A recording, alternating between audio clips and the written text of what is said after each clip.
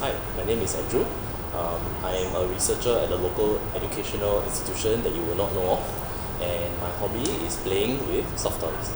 Not just playing with them in the comfort of my own home or in my room, but I'm one of probably the few people who actually bring loads and loads of soft toys out into the open.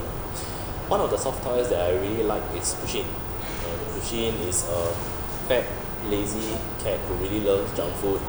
Basically someone that resonates with me. I mean, if you look at my size, you know that Pushin and I are actually quite similar.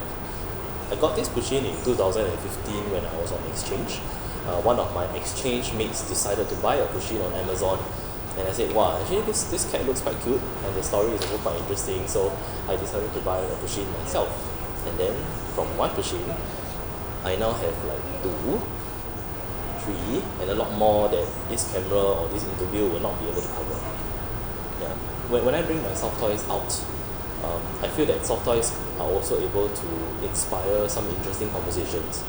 So for example, when I went to university, I didn't really know much people in my first 3 years, but in my 4th year, I think the classroom got a little bit smaller, less people were there. So one of these days, one day I decided, why not bring a Pushin and just for the fun of it. And so from one Pushin, it eventually went to 10 Pushins. Then my classmates started passing my Pushins around, and in a way, that's actually how I got to know a lot of people as well. After I graduated and I went to start working, in my first job, I also brought Pushin. But this time, my boss was like, please, Andrew, you better take that Pushin down. It looks very unprofessional. And then I was like, okay. So I quarreled a little bit with my boss. But after that conversation, many of my colleagues came around to me and said, hey, actually, do you know I like Pushin also? So it was a good moment for me because I realized that soft toys could help you to know more about other people that they would otherwise not present in the day-to-day of working life. So if you look around you, your friends or your colleagues, they may actually sleep with soft toys, but it's not often something that they would want to readily say until you say it first. We cannot be childlike, we cannot be childish, and especially when you're working, you won't really want to see someone with soft toys. But it's very strange because as adults, I feel that we are often shaped by who we are when we were in our childhood, and I think it's really worth encompassing or taking into account a person from his or her early age to adulthood. Yeah, so if you're interested in soft toys, think about what is it a soft toy means to you. Do you look at a soft toy as an object of childishness, something that you don't want to be associated with? And then my question to you would be, why is it that you are afraid of being associated with soft toys? Is it because you are afraid of being seen as childish or something? I think these are questions that we ought to ask ourselves. I think that Singaporeans can afford to be a more diverse lot of people, not just at home but also out in the open.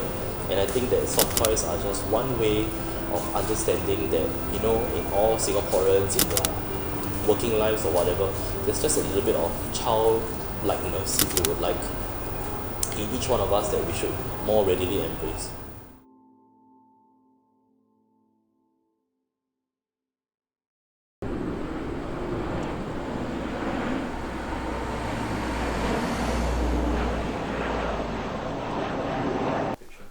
Okay, so hi, I'm Jen. I'm a business director in a PR agency, and as you can probably tell, I collect dolls. Well, I think what really made me start was, as a boy, you kind of like toys, and you don't really know what toys are boys' toys and which toys are girls' toys. And I just kind of liked this toy, and it happened to be a doll. That was 1985. I've kind of never looked back. So back in 1984, right, what I did was I bought my first doll, Great Shape Barbie. She was actually in Toy Story, which was quite cool. And sort of get away from playing with the girls' toys, I ended up getting a Ken. So Ken was with Barbie, and it's funny because it was kind of like how any boy would be playing with toys, the same way like I would have my Transformers base and I would have my Centurions and Mask and Star Wars and everything, and Barbie just sort of figured in that. So it's never really been a discrete sort of hobby where Barbie is like in her world of her own with her dream house and her Ferrari and her horses, and Transformers and Star Wars were in a different world by themselves. I was a boy with a lot of toys, and that was just kind of how it evolved. How I would stand out is probably by sheer volume, because I've honestly been doing this since like 1984, and anybody that sort of starts collecting now would not have that many years of this, I guess. So yeah, I mean, it would be kind of hard to catch up. I would say that I've got about 10,000 to 12,000 dolls. Honestly, never counted. I've given up. I'm lucky because I'm in a creative field, and nobody really blinks twice. It's just like, okay lah, worst come to worst, it's like, how many? And then I'm like, yeah, 10,000, but yeah, I collect dolls lah.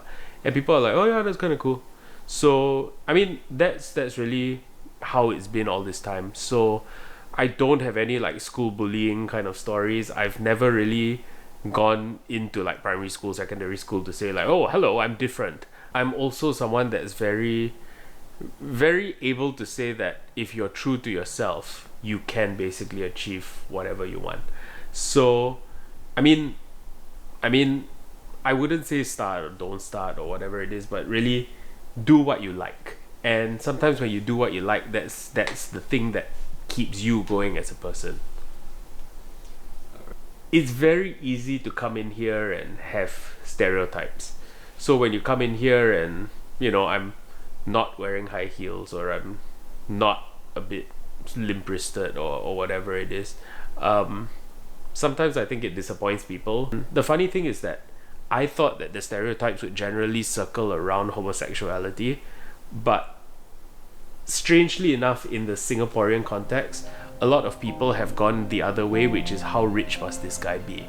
And I'm like, it's strange because I've never really had to answer that question, because how do you tell someone I'm a rich guy, or I'm not a rich guy, or I come from humble beginnings?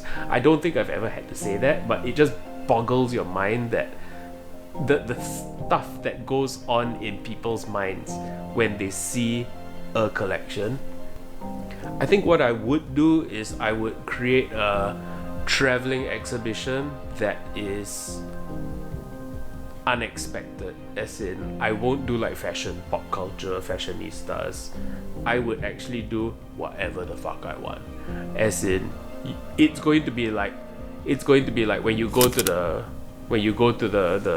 hawker center and you don't really know what shops are there, and then you just kind of like, I'm going to display what I like, you can come into my exhibition.